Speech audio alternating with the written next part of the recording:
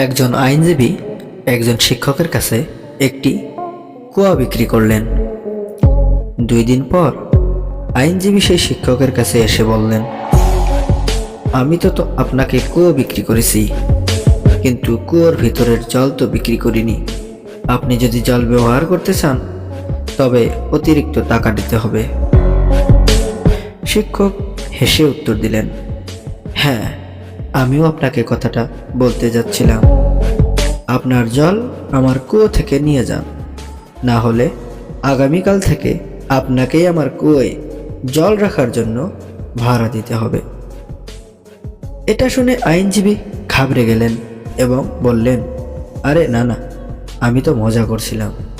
শিক্ষক হেসে বললেন, আমরাই আইনজীবী ও বিচারপতি তৈরি করি, শিক্ষকের সাথে একদম চালাকি নয়। মূল গল্প আকবর এবং বীরবল থেকে সংগৃহীত এবং পরিমার্জিত।